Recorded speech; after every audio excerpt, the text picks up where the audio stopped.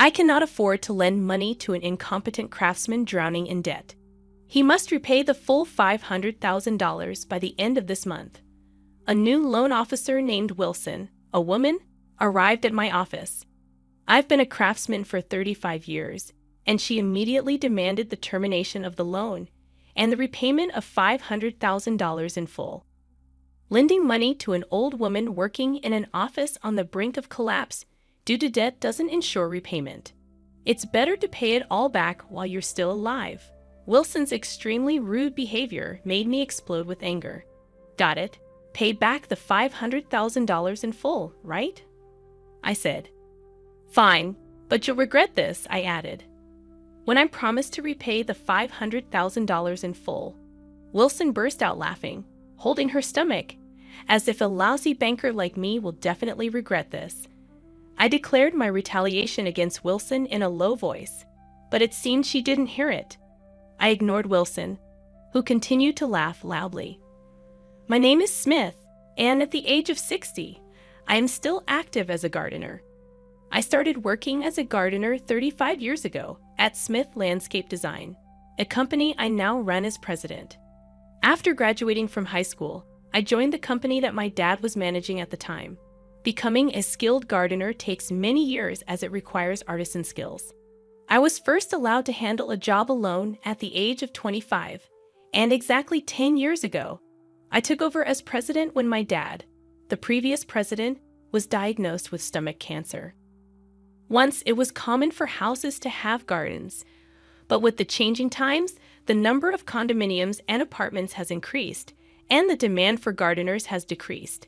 But neither my dad nor I have ever thought of quitting our jobs. Even today, a certain number of people live in houses with gardens. Many of them are elderly and find it difficult to tend to their gardens due to back pain and unsteady legs. Our business had declined temporarily, but as rival landscaping companies continue to close, we no longer lose customers to other companies. I want to continue developing the business as a landscaping company loved by the community. At 60, I'm older, but I'm still active and will continue to be. I'm determined to stabilize the business so that my children can confidently take over when I no longer can work. That was my resolution.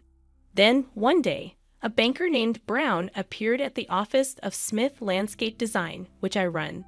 Brown has been our loan officer since the day when my dad was president. I'm sorry to say this on a personal note, but I've decided to retire. I am very grateful for all the support Smith has given me. My successor will be Wilson from our bank, Brown said politely, standing next to a woman who appeared to be in her 20s. A young female banker named Wilson greeted me briefly. Thank you.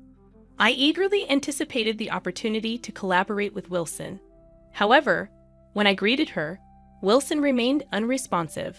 Our conversation transitioned into small talk with Brown, and I didn't exchange a single word with the new officer, Wilson. She was young, so perhaps she hadn't yet mastered the expected manners of the business world.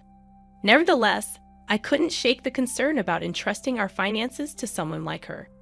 Shortly after the banker handling our account retired, Wilson paid a visit to my company's office. Hello, I'm Wilson from Trust Bank. My boss instructed me to visit customers, so here I am to greet you, she said. I was taken aback by Wilson's attitude, rendering me momentarily speechless. Was it customary to inform a client that you're visiting because your boss said so? Thank you for taking the time to come here, I managed to reply, though my forced smile likely conveyed my underlying feelings. Wilson responded with an annoyed look. What's with that tone? Are you implying that I shouldn't have come? She retorted. No, it's not that. It's just unusual to hear someone so frankly state that they're visiting a client because their boss told them to, I replied, irritated by Wilson's presumptuous attitude. I was just stating the facts. Anyway, I'm busy. I don't have time to waste on meaningless things like this. She abruptly ended the conversation and left. In all my 60 years of life, I had never encountered someone so rude. After Wilson departed, I was so stunned that for a moment, I questioned if it had all been a dream or an illusion. Within a week, Wilson visited our office again. As soon as she arrived, her face flushed with anger as she began yelling at me. "You apologize to me right now. If you offer a profound apology, I won't involve the police. I'll settle this matter without their intervention." "I'm sorry," I uttered, taken aback by her sudden outburst. "I have no idea what you're talking about. Can you please explain?" I admitted, utterly perplexed by her accusation. I had no clue what she was referring to. "Don't play dumb. An employee of yours demanded $100,000 from my grandmother for unsolicited garden maintenance and told her to transfer it to a specified account," Wilson accused. I was shocked to hear this accusation against our employee. But upon reflection, our company only deals in cash payments. We would never have our customers transfer their money to a certain account. We collect payment in cash directly from our customers upon completion of our work. "Do you have any proof that an employee of our company did what you're accusing us of?" I retorted confidently. Wilson responded with equal force. "My grandmother clearly said that someone named Williams from Smith Landscape Design called her. She was deceived and paid $100,000. You're the president, right? Take responsibility. We have 80 employees, including gardeners, apprentices, sales, and accounting staff. But I was sure there was no one named Williams in our company." "Please give me a moment to check," I requested, returning to the office. Upon returning to Wilson with the employee roster, I stated, "Due to privacy concerns, I can't show you this, but I have confirmed that there is no one named Williams in our company." "Oh, I see. You're determined to deny your responsibility. If that's how you want to play it, I'll think of a good strategy. You better be prepared," Wilson warned before leaving. I wondered what she was planning, her face haunting me whether I was awake or asleep. A few days later, Wilson came to my office again. "I have no money to lend to a useless craftsman buried in debt. Pay back the full $500,000 by the end of this month," Wilson demanded as soon as she arrived at the office. It didn't seem like the bank's directive. Could this be her own decision? "Why do you think our office is in deficit? And why is it necessary to repay the full loan amount this month? Please explain," I calmly requested. Despite my composed request for an explanation, Wilson continued with disrespectful words, smiling condescendingly. "An old lady as the president, of course you're in the red. Moreover, there's no demand for landscaping nowadays. Better pay it all back while you're still alive," she sneered. Then Wilson whispered something even more shocking in my ear. "Well, that's just the official reason. If you pay back the $500,000, 5 times the $100,000 your company supposedly cost my grandmother, I'll let this go." At Wilson's outrageous behavior, my anger exploded. "I get it, paying back $500,000 in full, right? Fine, but you'll regret this." I conceded, agreeing to repay the $500,000 in full. Wilson burst out laughing, as if the one who would regret it was me, an old lady. "Can you even pay back $500,000 in full? You'll only be laughing for now. A terrible bank like you will definitely regret this," Wilson jeered. I declared my retaliation against Wilson in a low voice, but it seemed she didn't hear me. I ignored Wilson, who continued to laugh loudly. The next day, I called the bank and spoke with the customer service representative. "Hello, I'm Smith. Thank you for your usual support. Could you please tell your loan officer, Wilson, to stop coming to my office? It's causing us trouble," I requested. "I'm terribly sorry. The branch manager will head over to your place immediately," the representative responded before apologizing. As the representative was about to hang up, I overheard someone nearby, perhaps another bank employee, saying something about Wilson again. How many times has it been now? This implied that Wilson might have been repeating similar actions with other clients. Stepping outside the office, I found Wilson waiting for me. "Oh, there you are, old lady. Hiding won't help. If you don't want to be reported to the police, sign these papers right away," Wilson demanded aggressively, presenting documents to terminate our loan agreement. "Is this the bank's decision or just yours?" I questioned. "My opinion is the bank's opinion, obviously. Anyway, a fraud like you has no right to complain. Just sign it," Wilson insisted. I just called the bank. "The branch manager is on his way, and I'll sign it then," I replied. Wilson's face suddenly turned pale. "What? Why did you call the bank?" "I thought you were just trying to avoid me by not leaving your office," Wilson stammered, visibly unsettled and looking like she wanted to flee. Just then, a bike stopped behind Wilson. I ushered the branch manager, who had just gotten off the bike with a worried expression, and a resentful Wilson into our office's reception area. "I am terribly sorry for the inappropriate behavior of our staff member, Wilson. It's inexcusable." The manager apologized politely, then glared sharply at Wilson. "Why would you do this to one of our most valued customers who has always supported our bank? But this person is a fraud. She scammed $100,000 from my grandmother," Wilson interjected, even while being scolded by the manager, insisting on portraying me as the villain. I explained everything to the branch manager about Wilson's actions. The manager then said to Wilson, "If you heard your own grandmother was scammed, would you go straight to the scammer to complain? Wouldn't you normally report it to the police first?" I was too distraught to think clearly. If your own family was scammed, could you calmly report it to the police without hesitation? "I bet you couldn't," I challenged Wilson. Her defiant attitude made the manager sigh deeply. "If you check the customer's information, you should see that Smith is a valued customer. Plus, if there's no one named Williams on Smith Landscape Design's employee roster, it's possible that an outsider pretended to be an employee and made the call," I explained. Wilson seemed to finally realize the possibility of an outsider's involvement. Her expression suddenly changed, and she fell silent. We confirmed Wilson's grandmother's name and address, but there was no record of any landscaping request from her.